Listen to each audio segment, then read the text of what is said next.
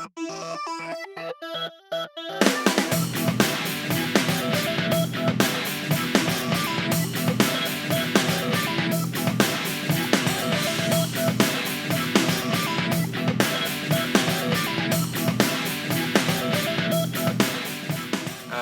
and welcome to NerdVsWorld, episode 17, Any Which Way But Nerd.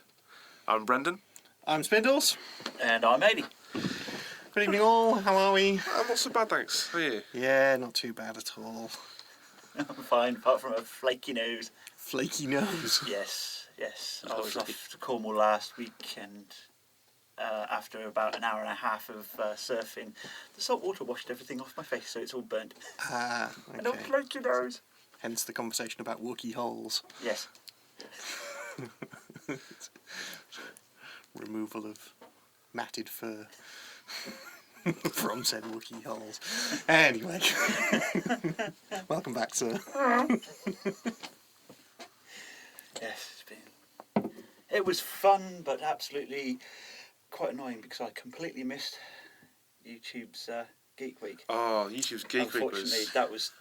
it was frustrating. Brilliant. There's been a lot of fun stuff on there. Yes. It was great. Did you watch The Nightmare? I did. It was good.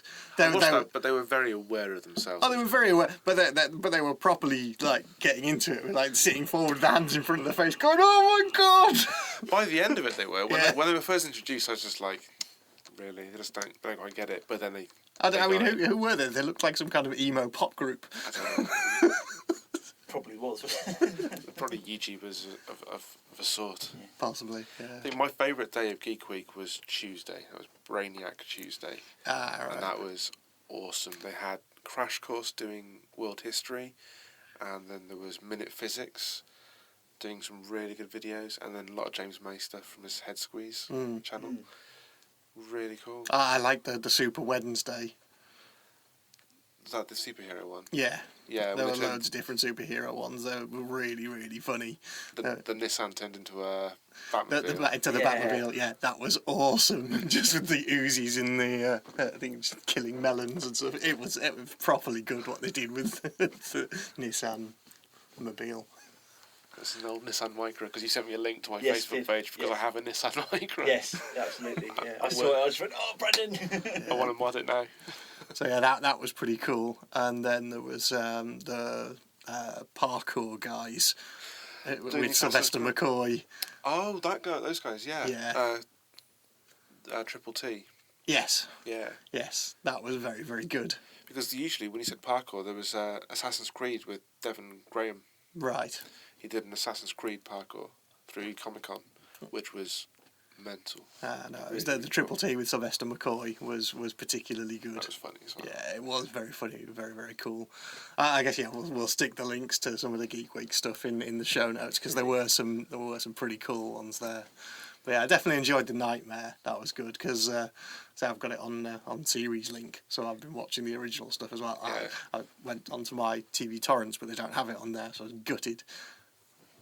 Trying to download the whole thing, but no curses. That sucks. Yeah, indeed. But hopefully get a new series of that. That would be great if they do it, yeah. Because I mean, I loved that it was exactly the same production values as it used to be. It was like nothing had been updated. It was brilliant. In fact, if anything, it was less production values because the waiting room with the three players who guide the Dungeoneer, that wasn't quite as lavish. No, it wasn't. I remember that being a really nice set. It was like a big set with a throne that Treguard sat in and stuff. They had a table to look into to watch the goings on in the dungeon. Yeah. But anyway, it was nice. And the character actors really hammed it up like they always did. Oh, they did indeed, yeah. They had to, though. It would be a nightmare if it wasn't. Yeah, because I Yeah. misunderstood who was going to be playing who in it because I thought that the girl from Harry Potter was going to be one of the contestants, but she wasn't. She was one of the character actors in the dungeon. Because she was the one who played Lavender Brown in Harry Potter. Oh, she was the thief. Yeah. Yeah, in Nightmare. Yeah. Yeah. Yeah, so, yeah, it was pretty cool. It was fun. But speaking of online TV, have you watched Breaking Bad yet? Nope. Oh, because Netflix have got it. They're showing it the day after the States on Netflix. Yeah, but it's just a series that I never got into. Really? Yeah. 4 episodes in and I was just we were saying about this last too bleak. episode.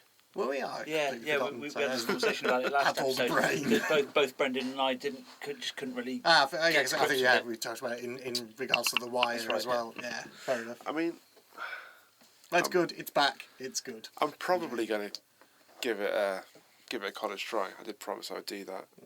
But I mean, they're saying that it's had the best season opener for it so far, and it's like nearly doubled the ratings of the last one. I was over 12 And million, that's I think. just watching US, the yeah. And that's not got in the figures from it being Netflix only in the UK yet, because that was just in America. Yeah, just US. They said it was a 60% increase in. And they're saying that that's because of, well, they're saying it's due in a lot of part to Netflix having it all on there and people going back and watching the whole thing again in preparation for it coming on for the last 8 episodes. How many episodes per season? There's like 13 episodes per season. I reckon I could probably watch that by the next podcast, to be honest. Yeah, likely. Well, 2 weeks, yeah. I've done in like a season and a half of Atlantis this week so far. Yeah, that's something. I've been going tempted to, because I've been going. What do I watch now? It's on UK Netflix. Yes, it is. So yeah, I've just gone back and started watching all of Atlantis again. Well, like I said a while ago, I watched I think it was 5 seasons of Andromeda in like 2 weeks. I was quite surprised to see that The Hobbit's on UK Netflix. Indeed, yeah, that came on this week. Yeah, that Netflix are really upping their game in terms of getting all the stuff. Good. Yeah. It's brilliant. Yeah. I think they needed to, otherwise they were going to really lose out to Amazon taking over. I don't think so, because I think they've stolen loads of stuff off Love Film. Yes, that's what I mean. They've stepped their game up. Yeah. If they didn't, then Love Film would have. Yeah. No, I think hammered them they're into doing submission. really well. I think Netflix will be going strength to strength. Yeah. So, no, fair play to them. Say with the original programming and getting stuff that quickly onto an on-demand service for no extra cost. Indeed. I mean, because The Hobbit hasn't even been on Sky yet. Yeah. It has. I can't say for sure whether it has. I haven't got It's Sky, not but I on don't. Sky. Okay. No, it's not been available on the movie channel on Sky yet. Okay. Because I've got Sky. Okay. It's only been on DVD and Blu-ray, but it's not Yes. been on Sky. It's a pretty That's big. unusual. It's a pretty big score for Netflix to get that one. It's only 8 months after the cinema. Yeah. But for it to be out on DVD and Blu-ray and it not to have been on Sky is a bit. No, because it normally comes Sky- out. No, it normally comes out DVD, Blu-ray before Sky. That's the progression. Okay. Is it goes from cinema to DVD to That Sky. just goes to show how long ago I've ever had Sky. Yeah. Yeah, but no, they've got some amazing stuff coming up on Netflix. So fair play to them. I think I've said this before, but I'd really like Netflix to pick up a bit more on the anime, because they're missing out on a big market Well, I there. think they've got a much bigger anime selection than Love Film does. They haven't. They used to, unless No, they there's lost nothing. it all. There's nothing on there, mate. There's only I think they've got 6 films and 4 series. Really? Is that Yeah, it? it's really I rubbish. thought it had all the Ghost in the Shells and Yes, it stuff does. on That's there. it. Yeah, all the Right, Ghost in the okay. Shells plus a couple of independents. I thought it had like stuff like Full Metal Alchemist and Nope. Triple X Holic and stuff. Nope. No? Nope. I'm sure I saw they must have On lost the the US license one, to them. maybe. No, on the UK one, because it was No. before I figured out the Yes, the because I wanted to watch that, but it's all gone. Yeah, it's they must have all lost gone. the license for it. Quite possibly, but I would like to see a lot more of that on Yeah. Netflix, because it would certainly cater to a It's lot. the platform for it, Yes, definitely. absolutely. Yeah, that's what I'm trying to say. Yeah, They're yeah. missing out on a massive market there, Right. especially dubbed stuff, because a lot of the online stuff is starting to get a bit iffy and things like that now. With it, it's very difficult to get full dubbed episodes or complete series. Yeah. You go halfway through a series and you can only get subbed or it's dubbed in Spanish or something ridiculous. Speaking of which, did you see the thing about the Akira remake? Oh God, no! If anything, I mean, there's Why? no, so much rage. Stop it. So much rage. Yeah. Have you not heard our shows? Yeah. Stop doing remakes of stuff and making them worse. It's especially stuff like Akira. Kira. God, no. They want to make it. They want to do what they always want to do with Hollywood. It's a live action adaptation, and it's going to be set in America, and it's going to be allegorical to 9/11 because they are still ringing that bell. You know. And it'll be a big summer film, which again, is just going to suck ass. It's gonna suck. It will. So much It ass. will suck. Hey ho. But what can we do? We can rage about it. That's what we do. Maybe eventually someone will listen. Yes, If we indeed. shout loud enough, they'll have to. Yeah. Oh yeah. Indeed. Well, that's what this is here for. This is here for That's outrage. what we do. It is. Yeah. Pretty much. But I don't think we'll be alone in thinking that a live-action remake of Akira that's moved to America and politicised is a bad idea. Have you seen that there's a guy who does Saturday morning cartoon versions of stuff? I don't know if you've seen them online. I have to find the things. He's done like What If Watchmen was a Saturday morning cartoon, and he's done like the intro sequence to it of like Ozymandias with Bubastis the cat, who's like a kind of, they're like Scooby Doo and Shaggy. They solve mysteries and stuff, and yeah, Rorschach plays with kittens and stuff. It's genius. And he did one for Akira. He did What If Akira was a Saturday morning kids TV show. That'd be a fucked up TV. That'd be very fluffy.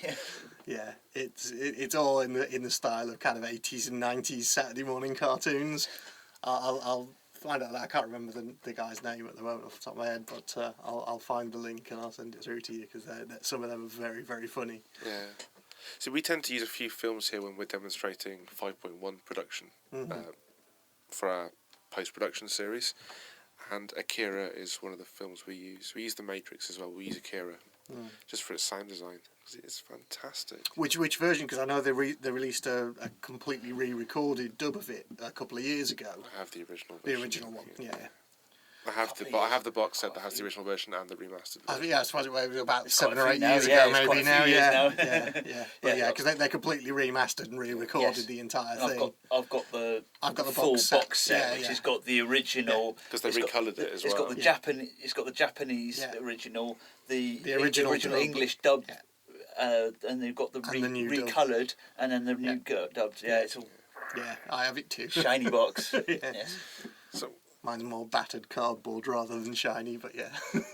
am I right in thinking that Akira was the first mainstream manga to break in the Western world? You I might be believe right. it. I don't know.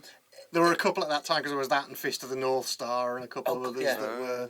But that was in the really background. popular. It wasn't so. Akira was massively forefront. I think that made it through to cinemas, some smaller cinemas, didn't it? Really? And I Fist of the don't North know. Star was DVD. It was straight onto VHS. Tape, Sorry.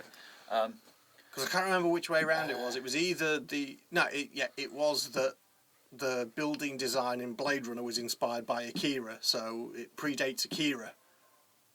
So it predates Blade Runner. Really? Or is it? Or No. it might be the other way around. No. Then it's one of the ways around, because the big building in Blade Runner, I think it's the Tyrell Corporation building, Yeah. the big pyramid, is the very same as the one in Akira, the big pyramid building.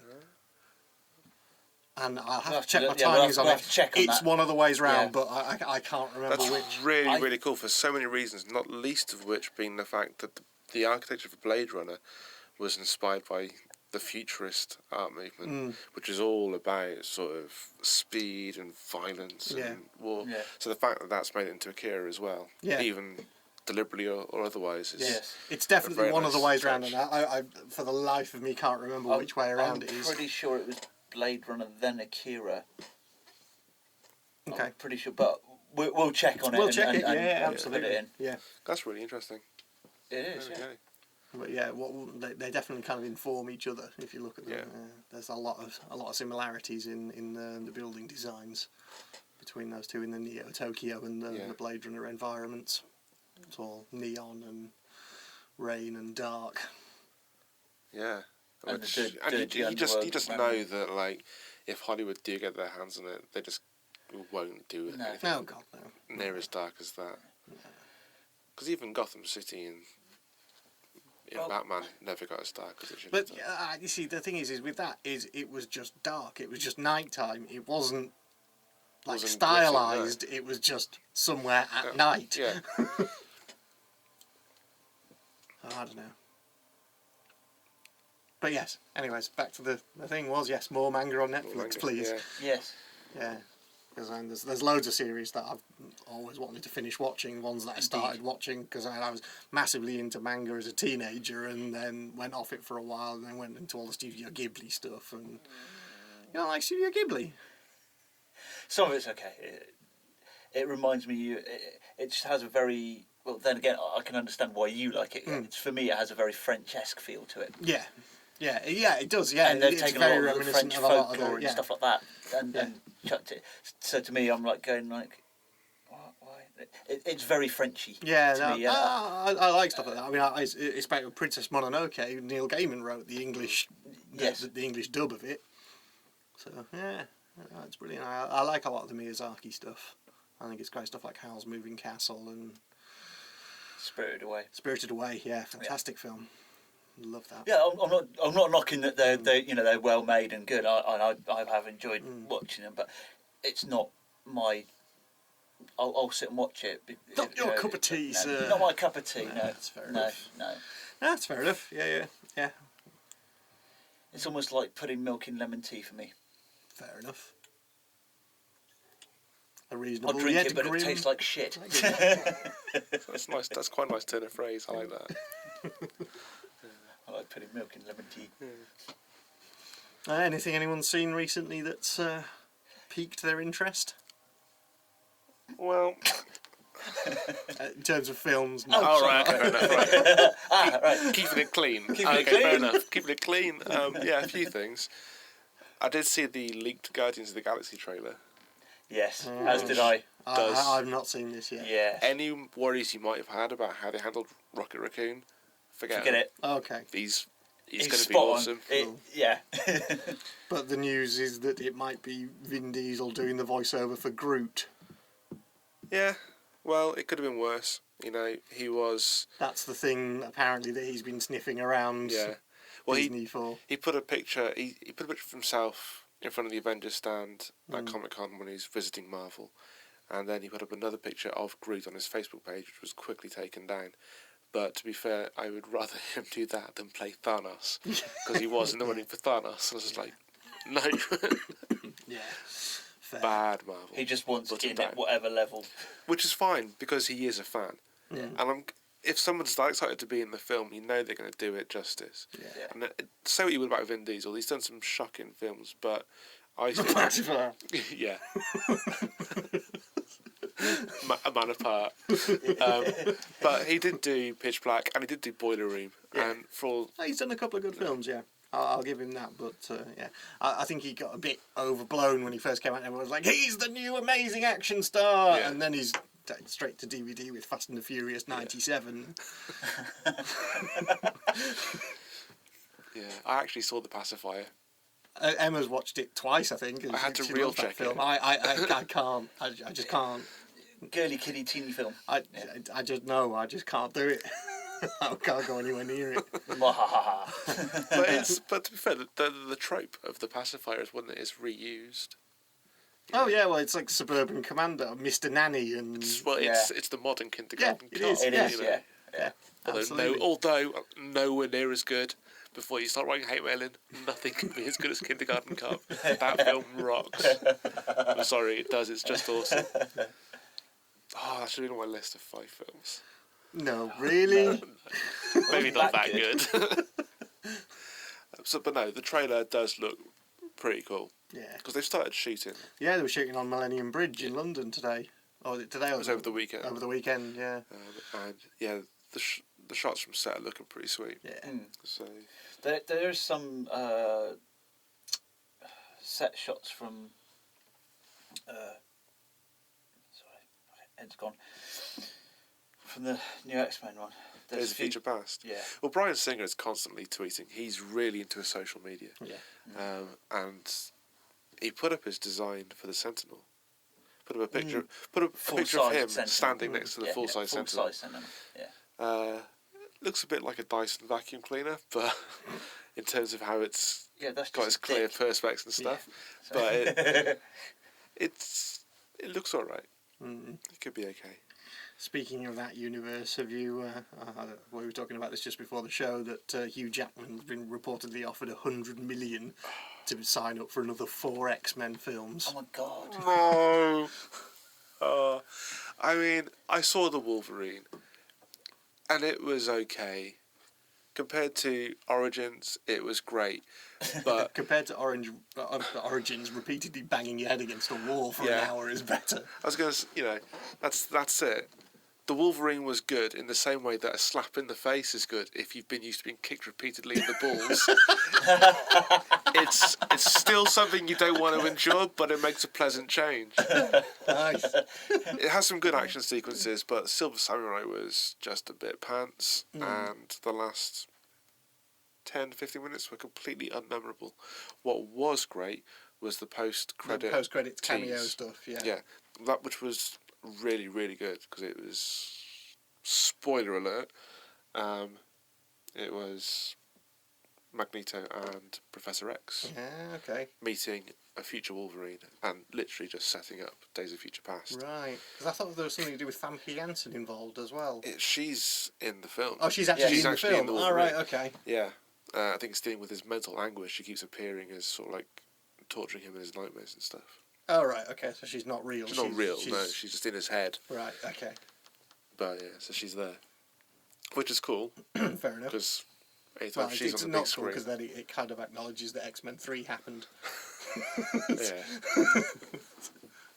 But we're going to get that anyway with Ellen Page's Kitty Pryde. So. But yeah, the trailer for Days of Future Past was also leaked, but Fox have quickly Jumped got up around and down on anyone's stamping head. on anybody. We linked it. looked a lot on every single site we could possibly think of or This, had ep- hints of. this episode was going to be called Nerds of Future Past, but we thought Fox wouldn't like that. No, so we no. they'd find us and jump on us. Yeah. Yes. Stamp Fox across our faces. So, Property of Fox, that's it. We'll be carted off to a little black room Yeah. somewhere. Yeah. so I did manage to see the trailer before it was taken down. So a quick description of the trailer then. Verbal account, quick. Verbal account Don't of tell the trailer. Fox. Don't tell Fox. Is essentially Patrick Stewart as Professor X and Ian McKellen as Magneto talking to Wolverine and prepping him to send him back, and it's Professor X telling him what he'll have to do and that he'll have to find his younger self, and they've cut it in with James McAvoy and explain to him what's going on, and then he explains to Wolverine that he was a very, very different man when he was younger. That's essentially it. It's I don't know why, but for some reason I had it in my head that he was explaining to Wolverine why he was a very, very naughty boy and having to be sent back Yes, into the past. I did as well. That's exactly the same Yeah. image. It's like, you're a very naughty boy, now go back in the past Now and go sort back it and out. do it properly this time. yeah. Don't do Origins. Don't do oranges. Origins. But I think that's how they'll get rid of... Have you guys seen The Wolverine? Does anyone No. even care about The Wolverine anymore? No. No. No, okay, fair I'll watch enough. it when it comes on telly. The big twist from The Wolverine, well, not really the twist, the main selling point was that the guy that Wolverine saved back when Hiroshima Yeah. went Boom. boom, is dying. And so he tries to offer Logan the gift of death, essentially saying, I can take your powers and let you die. And Logan's like, no, fuck this shit. But he manages to get it sort of suppressed enough to make the next hour reasonably interesting by putting him in some sort of peril. But the way they planned to get to Wolverine's special regenerative ability was to cut his claws off, get him really angry so he fucking hulks out, cut his claws off, and then drill into the bones. And then Through the claws. Yeah. Okay. and that was it. It wasn't explained how that was actually going to happen, but the big fight at the end is basically Silver Samurai getting him angry, cutting his claws off, and then But how clamping are his they gonna- hands and drilling into his. But how are they into going to cut claws. his claws off? Well, 'Cause that defeats the whole point of it being drilled in from the adamantium, side. the Silver Samurai has a giant A magic sword. a giant adamantium sword, which is heated up to super hot and cuts through his claws. Yeah, no, I cried bullshit at the same time as well. To Yeah. be fair, when I saw it, but yeah, And the act of a superheated and sword cutting through it would actually reseal it, so you wouldn't be able to drill down through anyway. So fuck you. No. if that's the one plus hole you're taking from the description, Yeah, indeed. don't watch it. But yeah, but then of course his claws regenerate, but not without the adamantium. So he finishes the film with bone claws, which has been done, Yeah. but which is still bollocks. But yeah, so he's going to do 4 more films for 100 million. Well, possibly. This is That's the offer reportedly the that he's deal been that's given. on the table. Ah, walk away from it. Have some respect. Yeah, but apparently, I mean, Hugh Jackman has said in the past apparently that he won't sign up for multi-film deals anymore after X-Men. Yeah. But whether or not this is just too big a paycheck to ignore, it will. If it thing is stops him from making a Real Steel sequel, then go right ahead. A what? Real Real Steel. Steel. What? Yeah, Rock'em Sock'em Robots. Eh? I know. Yeah. But yeah, I mean, reportedly the other big money deal on the table is apparently Christian Bale's been offered 50 million to come back and do Batman versus Superman versus Batman, whichever way around it is. To be honest, I think that's the only way that would work. Really? Yeah. If they're going to do Batman vs Superman and they're going to be flirting with the Dark Knight Returns graphic novel, then they want an old, beaten up Batman. And I think Christian Bale is that. But I think he is It would after be by the time they start filming it. Dark Knight Rises. I suppose. After the end of Dark Knight Rises, he is an older, broken Batman. You know, so I think that's the only way it would work. He's not going to be quite as old as the Dark Knight Returns, as from the source material, but he would certainly have taken his character to the point where he is this guy now. If I could get Clint in to do it.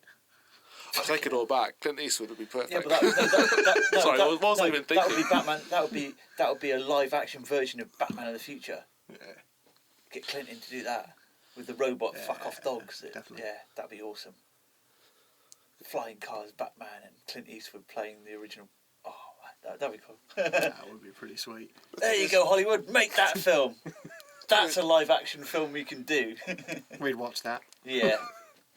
Thing is, Bale's repeatedly said that he won't come back for more Batman. Indeed. Yeah. So He doesn't have to. He just comes back as Bruce Wayne. idiot.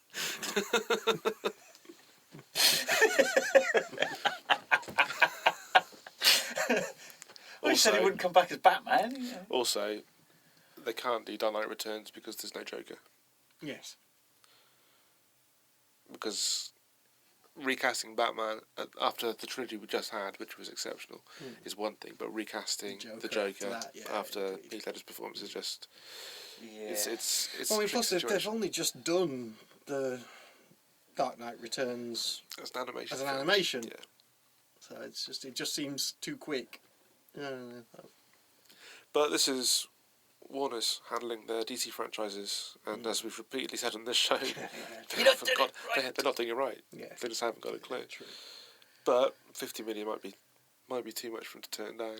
Maybe. You know, it's stupid money. It is, considering that's for one film, and we're talking about 100 million for Hugh Jackman for 4. So, Yeah. Oh, we'll see how it goes. Speaking of a hell of a lot of money on a movie, I finally got around to watching John Carter. I quite enjoyed it. Oh, okay. I'm going to have to watch it now. I actually quite enjoyed it. I think if you just ignore any of the hype about it and just sit down and watch it, it's an interesting premise. It's a good film. What's it on? Don't say TV. Well, no, I mean, I've got it on my Skybox, so Okay. you're welcome to come around and watch it on there one day. But yeah, I really enjoyed it. We were at a loss for something to watch the other night, and we just went, oh, well, we've got this on the box. We'll watch it. And it's interesting. It's a good film. Okay. I'll have to give it a go. I think it's just that its premise is just a bit outdated, and I think that's why modern audiences didn't like it. They didn't associate with a Civil War American hero being sent to Mars, Fair enough. which you can kind of understand why. I think that's quite funny. Yeah, it is. It's actually... in a from an outside perspective, it's gone like, that's actually funny. That's like a bit of a fuck you as well. The way my head's working is like going, take something from a completely different plane altogether, throw them into a sci-fi and Martian. And that's kind of funny. Like an astronaut in King Arthur's court. Yeah. Absolutely, yeah. That's got to be a feature title for the show. Yeah, Yes. definitely. Yeah, I remember that film. So yes, yeah, do watch it. I'll give it a watch. I quite enjoyed it. If it comes on Netflix, I'll give it a watch. I'm sure it will do at some point, if it's not on there already. That's what I think they are. They are what you think they are. What are they? It's our tickets for next week. Ooh, for the Neil Gaiman, Yes. Philip Pullman. Awesome. Yes, of course, 'cause that's next Wednesday, isn't it? It is. It is. So very excited here at Nerd HQ. We are indeed all a dither with excitement. It's going to be a good evening. Very much looking forward to it. Philip Pullman and Neil Gaiman doing a talk at the same place. Indeed. It's going to be amazing. And I've got to figure out exactly what I'm taking to get signed. Well, I'm taking in Ocean at the End of the Lane. Because I didn't get it signed back and back. We did, so... I'm going to buy mine there. Yeah. Yeah. And get that And signed, get that but signed. I'm going to take in my Sandman. I think I'm taking Sandman #1. Yes. Definitely. Preludes and Nocturnes. No. Sandman #1. Yes. Yeah, I'm taking in Preludes and Nocturnes. Yeah. Because it's the first Neil Gaiman thing I purchased, and I think, to be fair, that's what I would... Yeah, indeed. Yeah. I've got all the author's choice versions of his books when they reprinted them. Mm.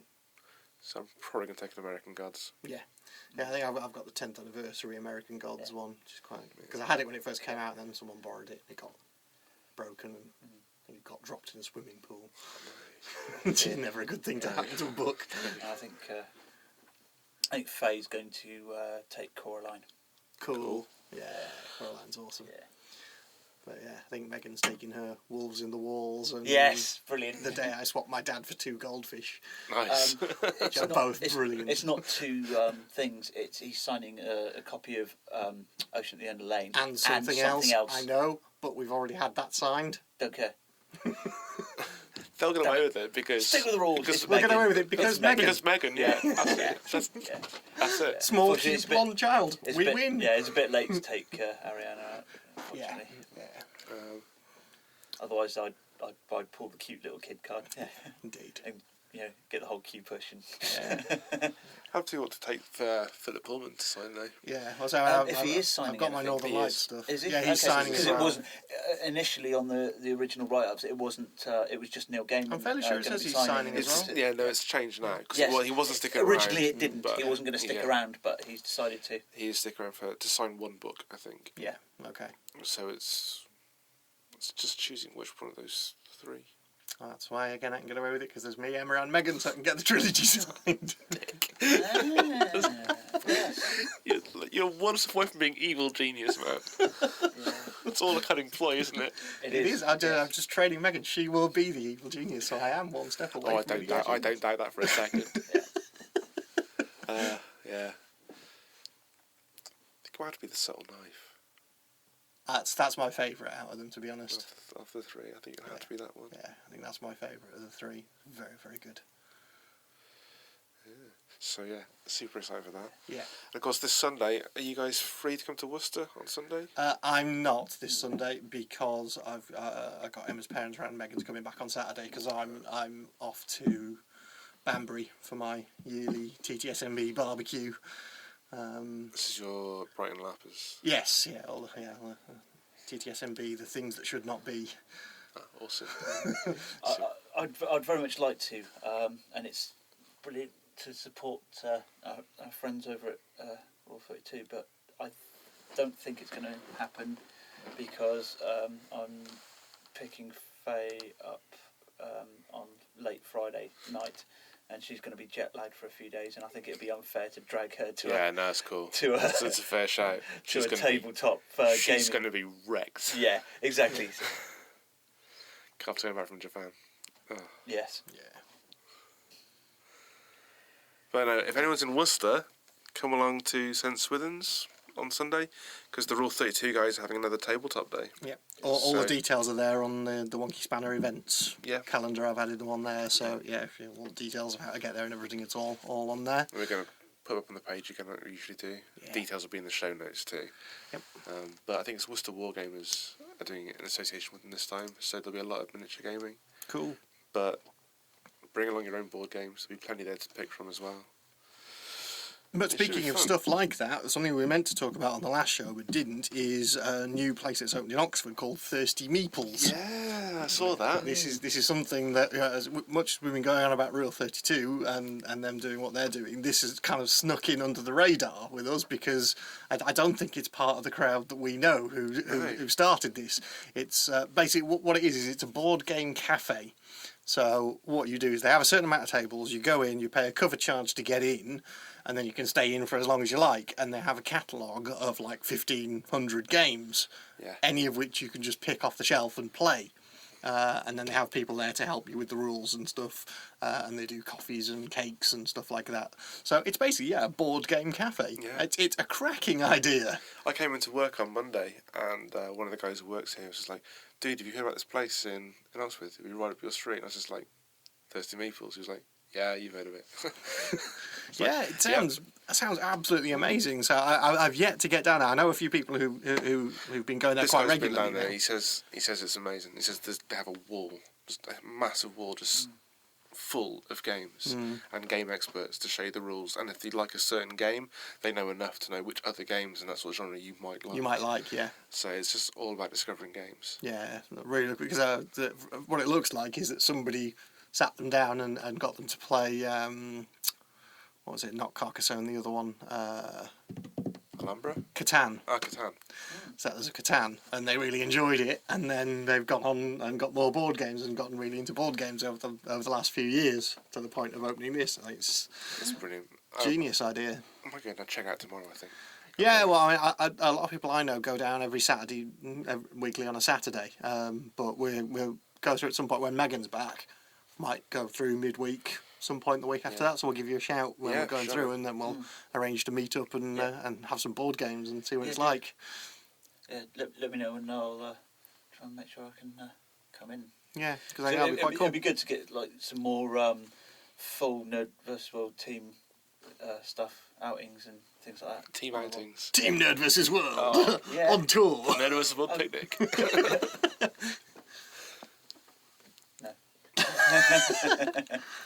Well, we've had our first barbecue, didn't we? Yeah. That went quite well with the games night. Well, we've got the first event that we're going to be attending together next Wednesday. So we've got the Neil Gaiman and Philip Pullman. We're all going to be there. Yeah, that's the first one that we're all going to be at. Yeah, so that's quite cool. Yeah. So yes, Thirsty Meeples. If you're in or around Oxford, go and give it a try. It's on Gloucester Green. So I doubt you'll be able to miss it if you can get to Gloucester Green. Yeah, what a great place to put it as well. It's fantastic. Yeah. It's literally right in the centre. Yeah. Awesome. It couldn't be better placed.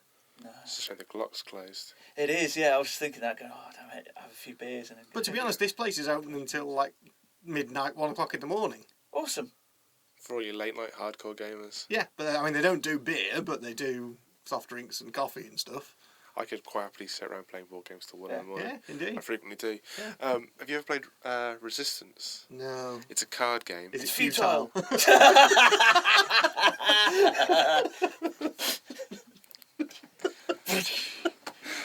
In stereo. Sorry, sir, you were saying? I can't even be mad. Because if one of you had said that. Yes. It's a card game where you dealt cards. You either play a member of the Resistance or a spy. Mm-hmm. And it works best for like 5 players. But every turn you have a different mission, and you have to secretly either sabotage that mission or get it through. It's really quite a simple game. Mm-hmm. And when I saw it on tabletop, I thought this feels quite simple. And when a friend of ours bought it, and we played it, and I thought, how much repeat gaming is there in this? We played 3 games of it, back to back, and we wanted to play more. There's so much repeat gaming value in such a simple concept. Cool. But basically, spies can lie. They can either pass a mission or success or fail it. But if you're Resistance, you have to succeed. Mm-hmm. And then you have to work out who's the spy and who's the Resistance member. Yeah, that sounds pretty cool. And it's a game where you can just lie as much as you want. And awesome. Just misdirect. But it's just really simple. Yeah, that sounds like fun. I'll have to try And that. there's an expansion. See if they have that in Thirsty Meeples. Yeah, there's expansions for it where you can add different criteria for success. But essentially, there's the base game where the Resistance have to win 3 missions. Mm-hmm. The spies have to fail 3 missions. That's the base winning condition. And it's just simple, elegant, but loads of repeat value. I'm going to put the link to the tabletop episode. Yeah, in do the it. show Yeah, notes, I'll have to watch it. 'cause I've done the unthinkable. I've gotten back into Magic again. Ah. It's been so long. And Indeed. a couple of my friends came round a couple of weeks ago, and they've gotten back into it as well. And so they were like, "Oh, there's all these cool new cards," and I was just like, "I have decks and decks sitting there. Yeah. Do we?" And then we went, "All right, cool. Sit and have a play." And it's like, sit and have a play. Oh, just have another one. 3 o'clock in the morning. God damn it! And then I sat down and I sorted out all my cards, and I rebuilt 4 of my decks and built a brand new one. I've got a new deck called the KFC, which has exclusively chickens and fireballs in it. I never played Magic properly. I think I got a couple of starter box sets and tried to learn the game, but there's just no one to play with. Right. Okay. No. Yeah, I know. It's sad, isn't it? Yeah. Magic really wasn't a huge thing in Worcester years and years ago. We did play Legend of the Five Rings, which was a card game based on the roleplay game set in a fantasy version of feudal Japan. Mm. It's a fantastic roleplay game. If you can find the GM who can run a really good campaign of that, and I was lucky to have one. It's great, but the card game is brilliant. Yeah. And I do like strategy-based card games like that. Yeah. Fantastic. No, I really got into Magic. I was 17, I think, when I started playing Magic and collecting Has it been cards. going that long? Yeah, 20 years I've been playing, and it's been going longer than that. Yeah. Because it started like 3 years before. I think it started in 94 Right. or 93, something like that. And I started playing in 95, I think it was. So you were 18 then? Just before I turned 18, yeah, so 17. And I took it to uni and met a few people there and taught them how to play Magic, and then it just went on, and that's it. Most of my uni years were spent up until 5 in the morning playing Magic. They have got a massive... one of the complexes I went to in Japan, they've almost... The whole side...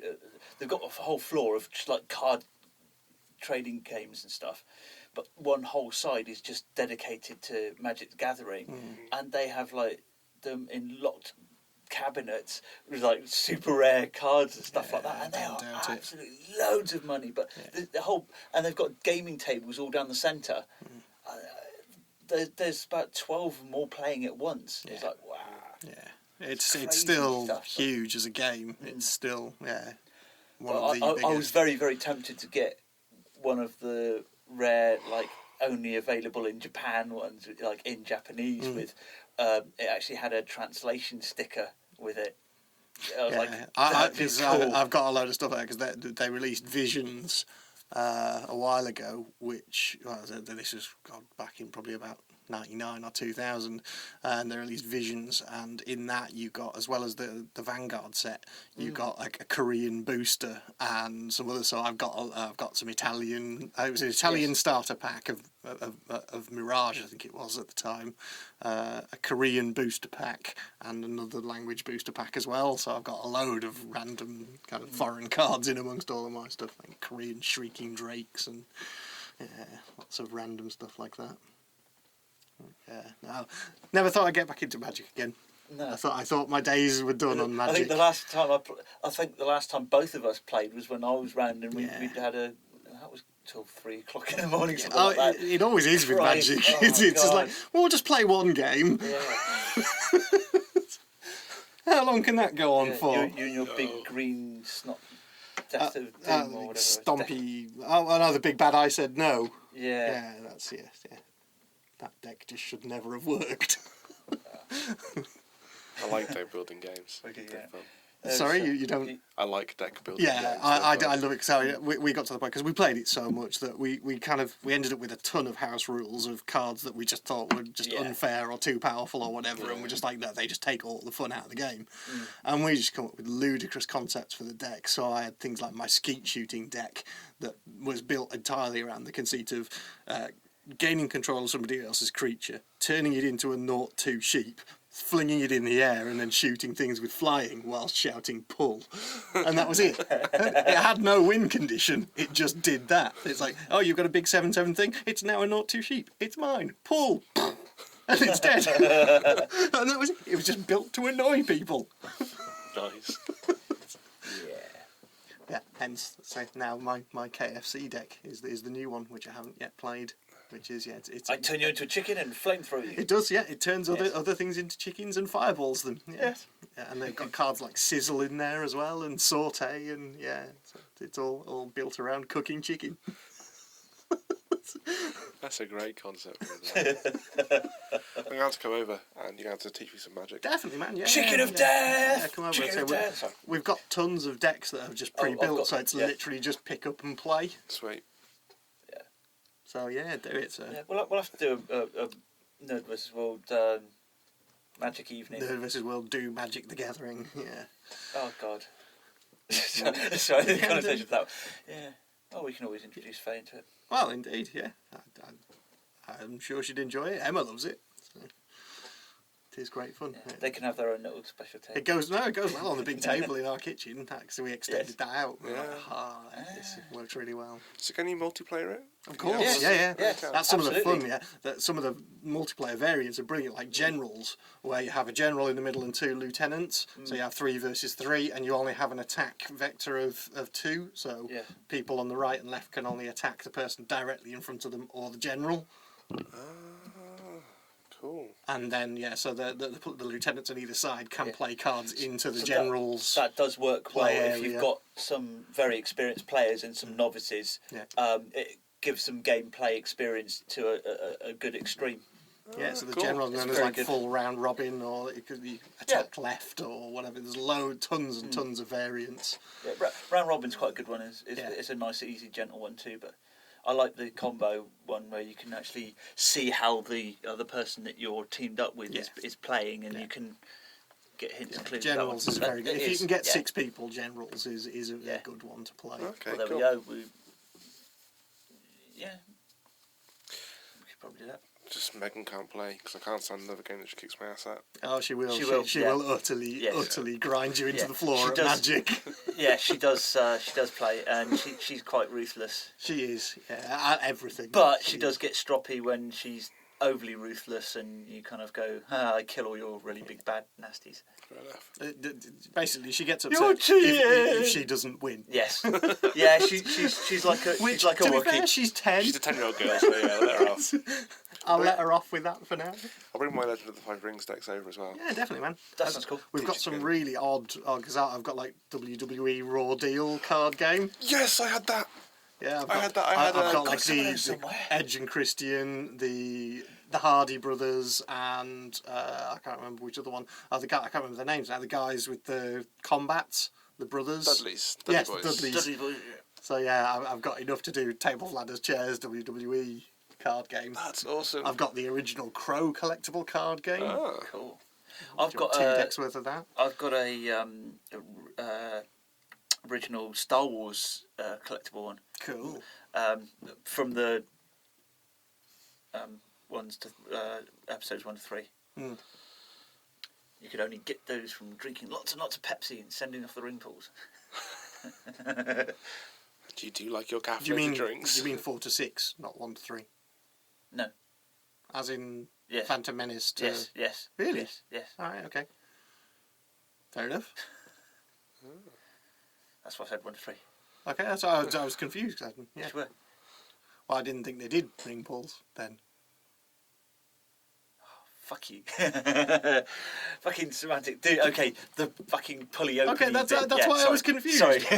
Fucking hell, semantics, man. That's why I was confused, because they haven't done ring pulls The on Candy tabs, Code then. for ages. Yeah, that's Fucking cool. Yeah, I get that. Jesus.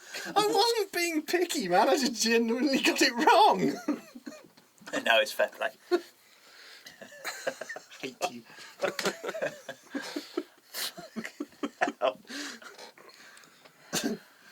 On that note, I think it's probably about It is time we musical broke for interlude. coffee. Yeah, And so- musical interludes. Yeah, so what have we got this week, musical interlude? Well, we were trying to describe this track beforehand, weren't we? Well, I mean, indeed. it's weird. I mean, the artist is a guy called Squeepo, and the track is called Flash. And I've heard it on a bigger sound system. It definitely has elements of dub to it. Mm-hmm. And when I spoke to the artist, what he was going for was an acoustic kind of dubsteppy type thing. But he doesn't know how to define it either. Yeah, no, That's I mean, it. it's pretty. I mean, the vocals in it are awesome, and I'd have to listen to the track because there's fuck all bass on that, so we just couldn't hear anything. It's definitely poppy. It's a very definite pop track. To me, it sounds... And it's incredibly well produced, and Andy's also a student of mine, so fair play. Massively proud of it. But his name's Squeepo. It's not his actual name, it's his DJ name. And his EP is... Well, his new EP is out now. Debut EP has just been released. Cool. Links will be in the show notes. This is Flash. Enjoy it. And let us know in the comments how you would define this as a genre. Define it as a genre in 2 words. Yeah. Go. Techno folk. See you after the break.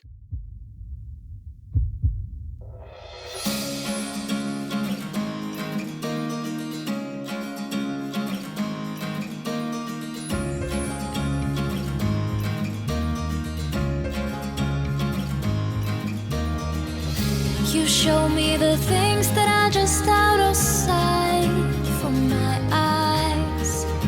You whisper the words that will make things so right, so softly. Past all my life so heavy. You make it all turn to light. And now I am ready to live for myself, live for myself. Seeing myself turning around, searching for places I know where I can spend time on my own. Flashing into my mind, I can see myself turning around, searching for places I know where I can spend time on my own. You show me the things that are just out of sight. You whisper the words that will make things so.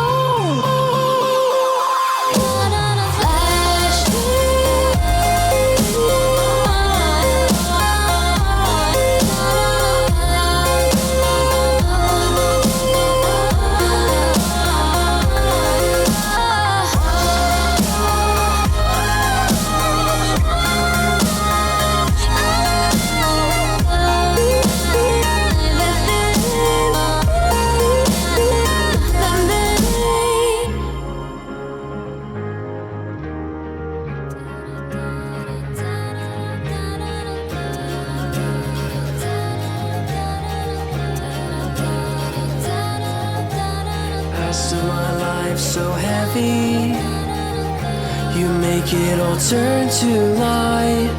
And now I am ready to live for myself, live for myself.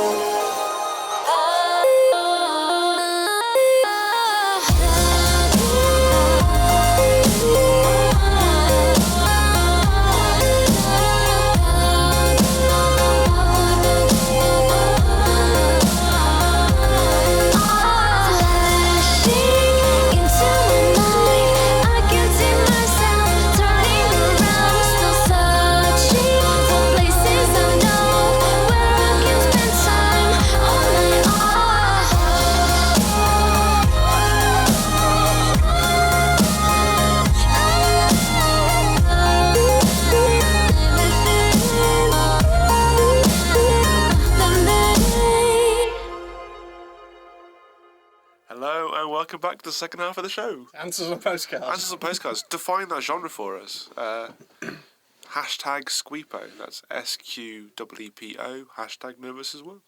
Surely Skeepo. Possibly. Yeah. Okay, Skeepo. Fine. I'll have to ask him. We will. Yeah. Anyways, yes. So here we are. We have coffee.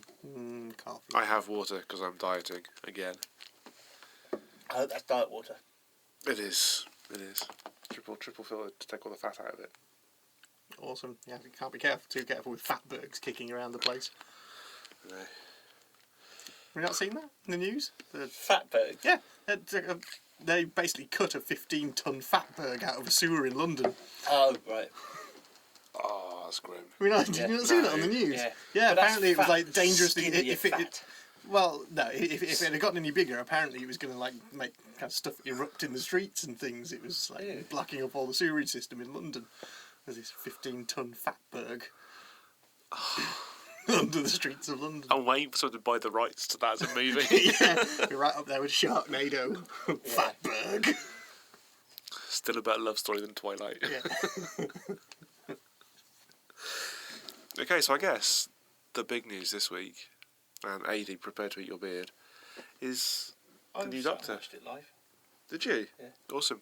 Yeah, I did too. Because we haven't had a chance to talk about that. We have haven't, indeed. Is of course Peter the new Doctor Capaldi Who. as the new Doctor. What do we think? I think, fair enough, I think he'll do it justice, but what? out of all the possibilities that were available,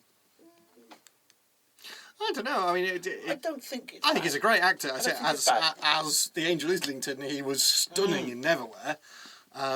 Yeah, it was interestingly pointed out by Neil Gaiman that the Angel Islington from the TV show is now Doctor Who, and the Angel Islington from the recent radio play is Sherlock. Yeah. Indeed. And a quick interlude on Neverwhere as well. Neil Gaiman's finished a follow-up to Neverwhere called How the Marquis Got His Coat. How the Marquis de Carabas got his coat. This is a story he's been talking about for over 10 years. Yeah, but he said in an SFX interview recently, following the success of the radio show, he'd forgotten how much he loved the characters, so he sat there to finish writing the story. Brilliant. Because I've actually been watching Neverwhere again. I've finally got around to opening the DVD because I had it on video years and years ago, and it had like a cool Neil Gaiman interview at the end, but this is the one that's got the commentary on it. And interestingly, in the commentary, he says that Patterson Joseph's Marquis de Carabas is based on what Neil Gaiman wanted to see in a Doctor, Yes. which is brilliant. I actually read that. He actually made that statement. It's on the commentary. Yeah, He says it. But did he not say something like that again recently on Twitter? Well, possibly, because I say Patterson Joseph was one of the main kind of things in the last run of who was going to be the next Doctor. It was everybody was like, "Oh, Patterson Joseph would be brilliant." This time it was all Idris Elba and what's the other guy who was in Firefly? Yes, I can't remember how to pronounce his name, Yes, I but the thought he would make operative from Serenity. Yeah. I thought he would make a fantastic Doctor myself. Yeah, so, yeah. But the last time round, everybody was saying about Patterson Joseph, which I utterly got behind. I think Patterson Joseph would be amazing as the Doctor purely because of de Carabas. Yeah. So, it just turns out that that's why he was intended to be that. So, that's quite cool. But yeah, anyways, Peter Capaldi. I think he's brilliant in that. He's been brilliant in loads of other stuff. I woke up with this strange feeling the other day that this is all just some elaborate wind-up. I don't know where it came from, but I woke up thinking this. And they're all going to go, "Ha, fuck you! It's not that." There's been so much talk of it's impossible to keep a secret about Doctor Who. Rah, rah, rah. This might just be the biggest smokescreen on Earth. And I couldn't get that out of my head the other day, so I'm voicing it now. Might be complete, utter paranoia. Hence the whole big tinfoil hat show of it being live, blah blah blah. Why did they do it that way and not put it in the paper? And like this they might be normally the biggest pull wool over eyes ever. do? Interesting. It's a good theory. It's a good theory. I don't know, because he was already he's been in Doctor Who before. Yes. And he's been in Torchwood, because he was Torchwood season 3. He was one of the main characters Children of Earth. in Children of Earth. So yes, he has the Doctor Who pedigree, and yes, there is precedent for Colin Baker, who was a guard in Doctor Who before he became the Doctor. But I just can't shake this feeling that it's a massive smokescreen. That's an interesting theory. 'Cause I just took it as read that really that was the case, that he was the Doctor. Do you know? I would put him more as a good. He would make a very good master rather than the Doctor. No. I don't think he would, to be honest. No, I don't think he would. You don't? No. But I don't know. That's just a weird gut feeling that I can't seem to shake. I do like the theory. I do like it as a theory. As much as I think about it, and because I think he'd be brilliant. And yes, he's an older Doctor. He's as old as William Hartnell was when he started out. Yeah. Which is all interesting, and it's all come back to the whole 50th and taking it back Yeah. to where the show came from. But I don't know. I can't.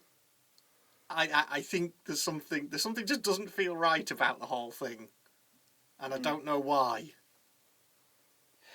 Do you know what they didn't? Yes, they declared him as the Doctor, but they've already been filming it, haven't they? No, not next season. No, not. Oh, okay, sorry. I 'cause- thought they'd already done the regeneration. No, because the way I see it is that if they've done this announcement now, and then we know that he's going to be regenerating at the end of the Christmas episode. Is it the end of the episode or the start? At the end of the Christmas episode, I think. That the Christmas episode is Matt Smith's farewell Finale. episode, because there's the 50th, then Right. that. And I can't help but get the feeling that we're going to see him regenerate into someone completely different at the end of that episode. Okay, part of me is keeping my fingers crossed just because I like the surprise and not because I don't want Peter Capaldi to be the Doctor. And I think he'd make a brilliant Doctor, but just something about the whole thing feels weird. Well, I thought it was weird the way they did the big Yes. TV announcement, and Yes. I was never sold on that. I watched it and I was just like, get thought to it the was point.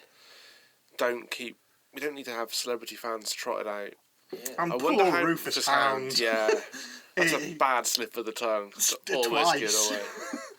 Well, no, it wasn't the Capaldi giveaway, because he genuinely knows Peter Eccleston, who is Christopher Eccleston's brother, apparently. Right. So that wasn't a slip of the tongue in that way. But then there was also the knocking 3 times instead of 4. And it's like, if you're going to make a Doctor Who factual fuck up, that is not the audience to do it in front of. Bless him. But he's been on Twitter since, and I've read his blog post about it. He's very apologetic, and yeah, I think he just got a bit fanboyed out. I don't blame him being part of that show. Yeah. But it was just it struck me as being a weird way to announce the Doctor. It was really weird. special. And then there were just, there were some weird people on it. It's like, why was the kid from Outnumbered on it? Yeah. Yeah. There were just some things. Why Zoe Ball? That That was the thing that got me. It was like, It's fucking what hell, the fuck? this is Yeah. back in time. Zoe Ball's on TV and trying to be relevant. I just didn't get it. I didn't understand it as to why it was being done in that way. And then it was a couple of days later, after the news had sunk in, I just woke up in the morning with this unshakable feeling that we were It's all a being ruse. duped. Interesting. It's a And trap. it's never gone away.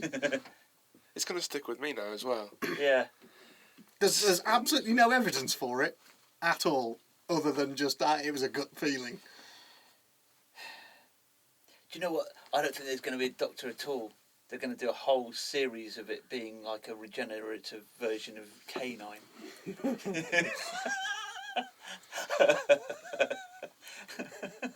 You know, I'm going to be looking at everything I read now and just putting your conspiracy against it. See if it holds up. But I have no fact to back it up whatsoever. But I'm going to be reading that into everything that I see in every bit of news. So I'm sorry if I'm sowing the seeds of doubt there. I have nothing against Peter Capaldi. I think he's going to be excellent. I think he'll be excellent as a Doctor. Um, I think he's what the show needs. yeah, I think so. Because they couldn't go for a younger Doctor. No. Because one, It'd can't be a get much child. younger Yeah. than Matt Smith. And also, Matt Smith has done a young Doctor. Yeah. And he's done the young Doctor thing really, really fucking well. You know, any other young actor would just have too much of a shadow over his performance. So going the opposite direction, going much older, frees up Capaldi to do whatever he wants with the character. And I also think it can mean a shift in the dynamic of the Doctor-companion relationship, which has been something Yes. that has been getting on my nerves slightly. Well, All the lovey, touchy romance stuff between the Doctor and the companions over the last two Doctors. I've explained what irks me about the companions thus far in the whole new Yeah. Doctor Who. I just want a companion who's an everyman. I don't want. A special Yeah. snowflake. I don't want a plot twist as a companion. I want a companion. So hopefully, you know, this will see the relationship change. It will focus less on a romance between Doctor and companion, more on the traditional Doctor-companion relationship. Said on the things like, I just wanted the new Doctor to be the companion's friend, Yeah. not Yeah. So it'll be interesting, but then don't forget that we've got John Hurt in as an older Doctor as well. Yeah, and I think that Peter Capaldi is the pick, because if you kind of merge Matt Smith and John Hurt's you face, get Peter you Capaldi. get Peter Capaldi's I face. suppose.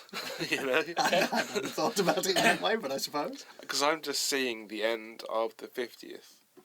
Because actually, no, John Hurt's going to be in more episodes after the 50th, Yes. so he might still be in the Christmas episode. He might This well, could be one of the biggest two-parters ever. We don't know for sure. But I'm seeing the way that we get around the regeneration issue being that this is sort of a merging of the two Doctors into a new Doctor. Oh, okay. And then maybe he finally embraces this Dark Doctor from the Time War. Okay. Finally makes him part of himself. And why the reason of the regeneration? Yeah. Well, there is a small rumour that we will see the regeneration from 8th Doctor to John Hurt. Really? From Paul McGann From to... Paul McGann. That is a rumour that I've heard. And substantiated by, apparently Paul McGann appeared very briefly in the cast list for the 50th and then was disappeared off it on IMDb. Oh, well, that would be cool. And going back to something else a while ago, that he'd had a whole new outfit and sonic screwdriver made up. Cool, interesting. But he's So- also a fan as well, though, so Yeah, indeed. it could just be a fan thing. So that's an interesting possibility that we might get to see a flashback with the regeneration for that. That would be cool, because that's why he is this Doctor, because that regeneration never appeared on screen.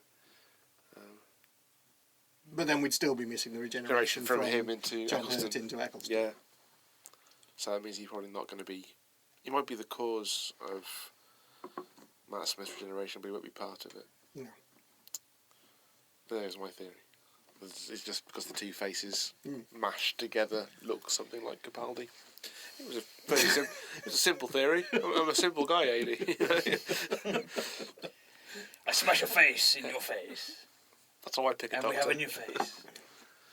I mean, everybody seems to be making a big deal about the Peter Capaldi thick of it. What, the Malcolm Tucker character? I don't see that as being an issue at No, all. because he's an actor. Yeah, indeed. And Malcolm Tucker is a character. Yeah. Yeah, I don't get it, but you know, people will latch onto anything, and I think it's quite funny. I've seen some of the memes, and they make me giggle. Yeah. I prefer that one to the pretentious Wonka meme, saying, "Oh, you don't like this guy? You probably think that this is the third Doctor." It's just like, fuck off! You got no place in nerdom. But yeah. Yeah. No, I was laughing at what you were Yeah. So yeah, I'll be interested to see how it all pans out. I'm still massively looking forward to the 50th. I'm massively looking forward to the Christmas thing, and then in between there's the big Doctor Who celebration event that I'm going to, and so it's just the end of this year is going to be Doctor Who central for me, and I'm massively looking forward to it. Adventures in Time and Space as well. Yes. They've got a mock-up of the first TARDIS set as well at the Doctor Who experience. I'm tempted to go back to the Time Machine Museum in Bromyard again, closer to the 50th. See what they've got done for it. It's literally a museum in more or less in somebody's room. Awesome. But it's brilliant. They've got like one of every Dalek there. The traditional model, not none of the special service Daleks, but the standard model Daleks. And they also have one of every Cyberman, the various Cyberman costumes, which is cool. And they have Zygon. Got loads of costumes. Brilliant. Expensive, but kind of worth it if you're a fan. Yeah, They got Star Wars stuff as well. They've got a signed R2-D2. A battle damaged R2-D2 that's been signed. Real life Kenny Baker trapped inside. They let him out, I think, at the weekends. They let him run around. He's got stretch his little legs. So yeah, That's pretty much it for Doctor Who, then, I think. Well, yeah, I mean, there's loads more we could talk about, but again, like most things, it would just be pure conjecture. Yeah. Which is fun to a point, but then, yeah. I don't know. I'll be interested to see what happens. Speaking of Star Wars, which we were just a second ago, D23 conference, the big Disney conference. Yes. Absolutely no Star Wars news. No. And now No. some commentators are flipping their nut about it. They're getting really, really irate that Disney didn't put any Star Wars news out there. And I think there's been enough Star Wars Yeah. news of late. There's been tons of big announcements, you know. We know who's directing it. We know that, you know, Mark Hamill, everyone's going to be back for it. They're even talking about bringing Palpatine back, apparently, in something I read today. But yeah, apparently the news from that was that the audience were booing the Disney execs for not saying anything about Star Wars, and I don't know. I know enough about it at this point that I'm happy until you know we get Until a they bit start closer to the shooting. time. Yeah. until they actually start principal photography and pre-production, I'm kind of happy that they didn't put anything up there. I don't know. I think it just is it just that people are wanting to try and it's this thing about spoilers, breaking news first and stuff that we were talking about Last week, yeah. Yeah, of when people were saying about it's Peter Capaldi as the Doctor and trying to spoiler that first before everyone else, and I think that it seems to be that's what people do on blogs and on kind of news sites and stuff is they clamour to be the first to report something. In a lot of cases, regardless of whether it's news or not. Yeah. Or whether it's just a completely unfounded rumour or whatever.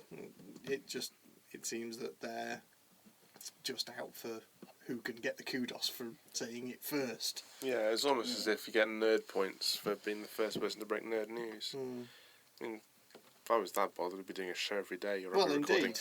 we're recording something every day just to be first. We just take our time and just do it like a couple of weeks after the event. Yeah. You know?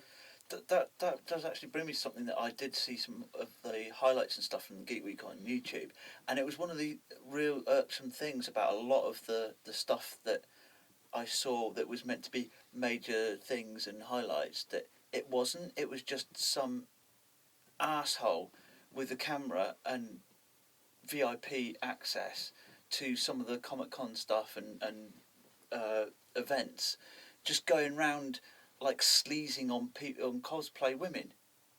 And there was about 5 of them. And so how these guys get in these this access, because we do a much better justice to it and actually speak to people about it. Say, right, you've got a great outfit. Can you talk us through it? And did you make it yourself? That kind of stuff. But he's like going, half naked chick. I always get horribly it. worried before conventions, because the sexism thing is a huge issue. I know that there are lots of people. But to do it on film, just really. So I'll let you continue. No, it's because it's like I'm irked about it. So. Yeah, but it's not just that. It's like I was saying to people before, to Emma Newman, I said when we were talking before the show started. There was someone that gender switched Malcolm Reynolds' costume, and it was fantastic. But I was too nervous to go up and just say, your costume is amazing, well done. Because the state of female cosplayers at the moment is that they have to be so automatically defensive because there is some absolute wankers out there making things difficult for them and being sexist. And men don't wear a badge that says decent bloke or crooked pervert, so they can't tell just by looking. So they're naturally on the defensive always, and it makes me nervous to approach them in case I'm tarred with the brush that they're having to tar people with because there are dicks out there. But that's what I mean. It's meant to be these guys going in are meant to be doing reviews of these events. And they're not doing the reviews of the events. They're just going round sleazing on cosplayers. And I think it's fucking wrong that they're even getting by the events are being given VIP access just because they've got a bloody video camera. It's a bit. It's just really, proper really shitty. wrong, and I don't. Event organisers ought to vet it a bit better. If they're going to put that sort of stuff out, then bang, that's it. They're cancelled from all events, and give the decent people the rights then to go in and do a good review of the whole event. And if there's good cosplay, there's good cosplay, and actually do it about that. Because one of the ones I saw, there was a mixed gender Captain America, and he was like, "Oh, you do realise that Captain America's a dude, right?" What the? Does this absolute wanker even have a clue what the fuck these cosplayers about, or what the event he even goes to is? It didn't show at all, and there was loads of it. To be fair, I mean, when we were at Prestatingrad, there was the woman there from the TV reality show who was filming stuff, and she got dressed up as Leia and was going around just going, "Oh, look, aren't these people mental?" Yeah. And that was the whole angle of her show, was, "Oh, look at these weirdos. I'm one of them. Look, I'm dressed as Princess Leia. I'm a weirdo too." And that was the that's the whole wrong impression of what the event is and what cosplaying is about. But it can be misrepresented both ways. I mean, neither men nor women have a monopoly on being dicks. I mean, women can be dicks too. True, yeah. But I think as a society, as a culture, as sort of like the geek and nerd fandoms, we have to start doing better at self-policing and weeding out sexists and bigots and just distasteful people who make the life for the majority awkward. Unfortunately, it's that utopian ideology that yes, it would be lovely to be this wonderful community. Everybody kind of goes, "Oh, look at Star Trek, it's great, they all get on really well, they're all really nice to each other," and yes, that's the utopian dream. It's just not possible because there are arseholes. There are people who are arseholes and will come along to things like you're saying, no matter how you police it. But the rights and yes, there's assholes in all the genres that you can look into in geekdom and whatever labels you want to stick on things and pigeonhole. But what I'm more irked at is that the event organisers and the event management are giving... The answer to your question is it's too much hassle. Because people go, "Oh, look, we're from this show, can we have press passes?" And they'll go, "Do you have an audience?" "Yes." "Well, fine, you can have press passes." It is too much for them to go and watch it and go, "Oh, we disagree with what you're doing, so we're going to say no," because it's coverage. Yeah, it is coverage. And also, the event organisers are more often than not, they're a corporation. So they're not even necessarily actually in the niche that they're organising for. I mean, Chic, who do the Sci-Fi Weekender, also do rock and metal weekenders as well. They have an umbrella of things that they will look after, but to them it's just money. They don't necessarily have an interest in it. When the SFX crew were running the Sci-Fi Weekender, they had a very definite interest in it. There might have been people above them up at Future Publishing who put in the strings on what gets through in terms of press passes and stuff, but they were at least visible. But we've said it before about Chic needing a better presence at the Weekender next year for these sort of complaints. Because I don't want to feel awkward. I don't want to think that because there are dicks out there that people's automatic reaction to seeing a big guy with a beard and long hair is that he's just going to be another one of them. I don't want to be tired of the same brush. To be fair, a lot of it has been... There was a couple of women, like you said, but the majority of it has been middle-aged guys, short hair, just jeans and some kind of cliche fucking t-shirt, that they've bought from Primark and think it's cool. But then again, you run the risk of stereotyping somebody as it's a normal guy, therefore pick on the normal people, and then it's the whole flip side of the situation of geeks versus normals. It's a really fucking messy thing to try and unpick. It is. I don't think there's any easy answer to it. Essentially, Wheaton's law applies here. Yeah, absolutely. Wheaton's law applies here. Just don't be a dick. Yeah, and it works every way, and just don't assume the worst of people, which is It's hard to do, but just don't. And also the nerd community. I mean, we're nerds. We've always been, up until recently, on the outside. This is the problem at the moment, is that yes, we were always very much a subculture, and there was just us, you know. There were 20 people who sat in a room gaming, and that was it. That was your group. Whereas now it's a big thing. It's a media defined thing to be a nerd now, and that's the difficulty with it. Is that at the moment it's popular. At some point it won't be. So you know, it will go back to the time when it's just a bunch of nerds sitting in a room again. And everybody wants a piece of that media pie. Yeah, absolutely, and that will happen eventually once it's all blown out. I mean, I know this is going to happen because it looks like the 1980s out there again now. I've just seen people wandering around with perms and things. It's just horrible flashbacks to the 80s. Yeah. So it looks like we're coming back around to 1980s like again. Living in a John Hughes movie. Yeah, absolutely, it is. Oh, I wish. Shermer in Illinois. It will happen. It will become that geek and nerd will quietly go back to its bedroom again. But I think because it's so widespread, people are being very, very defensive and possessive of their own little niche areas. Their niches. Yeah. I think it's great. And to I be think fair, it's fantastic. It's getting so much expenditure. To a degree. Well, I think they should be completely closed, but the defensiveness comes from, I suppose, just years of being used to being attacked for liking these sort of things. But now you see people liking them. If you're a nerd and people like your stuff, go out and help them like it more. Awesome. Yes, you like it now. Try this. This is cool too. If you see someone wearing a Captain America costume in a cosplay, don't quiz them in all details. Just say, you like Captain America? Have you read this? You might like this. Yeah. Embrace them. Bring them into it. Don't be a dick. Don't be a dick. Oh, you do realise that you're wearing Bronze Age Captain America outfit with a Silver Age shield. That's wrong. That is. Yeah. Don't be picky. Just be nice and go. Yeah, cool. Try this. This is awesome as well. Because they may not know those things. Indeed. Yeah. There's a big enough world out there that you may not have seen it. And also because that's what we should just be doing.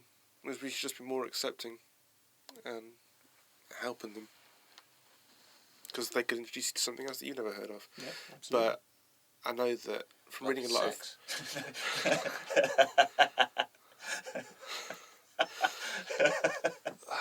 and that's end of the show for today. No, essentially just don't be a dick. Yes, indeed. That's it. But yeah, it does piss me off when I see people being just lecherous for the hell of it. Yeah. That's that sort of. Because it's not the attitude I expect to see. The policing thing that I was saying about is like, if they do something like that, then it's the continuation of the same people being allowed to do it. If they like it, then that's what I mean. Don't let them do it. Don't invite them back again, or don't give them a media pass again.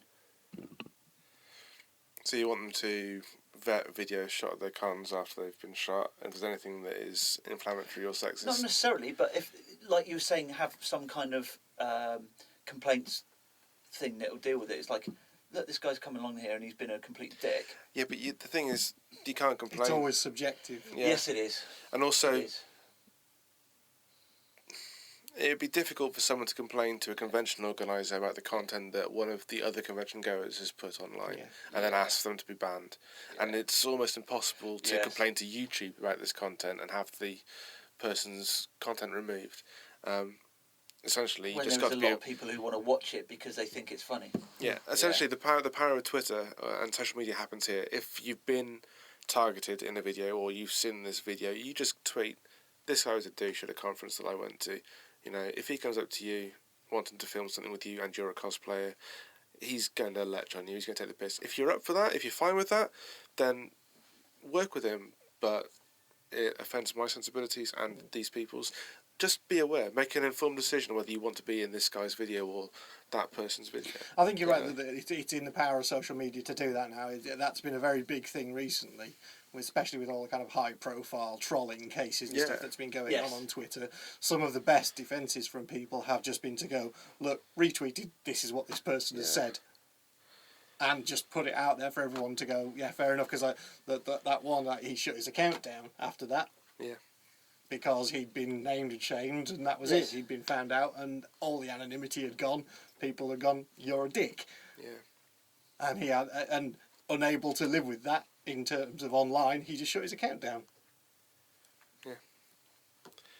But you could do it at conventions quite easily, especially with Twitter. Just have a hashtag. Mm. You Yes. know?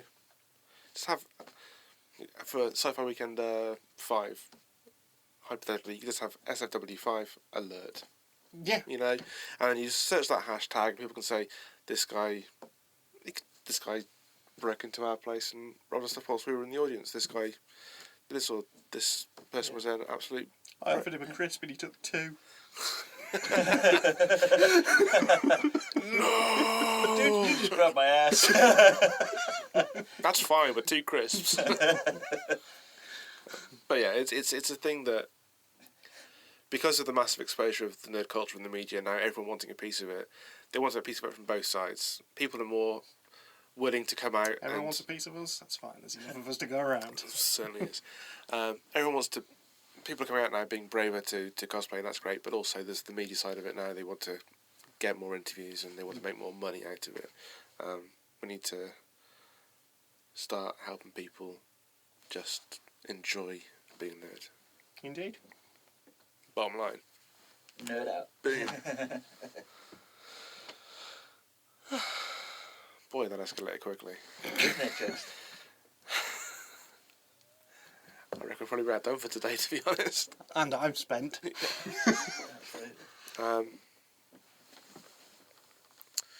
Okay.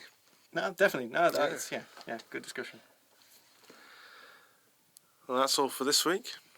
Yeah, by all means, check out Facebook pages and yeah, Monkey Spanner sites and stuff, because the events calendar's all up there. So yeah, if you have got events going on, do send them in to us. As always, if you've got bands or in a band, know of bands, then give us a shout. We're always after new music on the show as well. And yeah, I mean, hopefully we'll see you around at some of the events. Because what we didn't talk about was NerdVsWorld's Geek Fest was over last weekend as well. Yeah, I've had good reports back from. gutted about that. I'm very I would gutted have we liked didn't to. go. I'd Yeah. love to have gone. attended that. I'd love to have gone. Did Emma run her? She ran her Yeah. games, Oh, NerdVsWorld's no. games, yeah. I wanted to go and play that so badly. Yeah, indeed. So yes, It looks like a very good event. it does. So if that's on again next year, I think On we'll it. have to go to Nine Worlds Yes. next year. Cool. So yeah, we'll get on with that. So yeah, definitely. So if you've got events going on, do give us a shout, and hopefully we'll see you around at some of them. Remember, come to Tabletop Day /2 this Sunday in Worcester. It's the day before my birthday, so if you want to bring me a present, you can. Remember that alcohol is a present. So cake with alcohol in it, please. And hopefully No candles. we'll see people there with booze, and we can play some board games. And I can lose graciously. It's fine. As Megan will be ever. there, so she won't be kicking your ass this That's week. fine. Cool. Well, that's us out for this week. Thank you very much for listening. I've been Brendan. I've been Spindles. And I've been 80. Until next time, take care and be excellent to each other.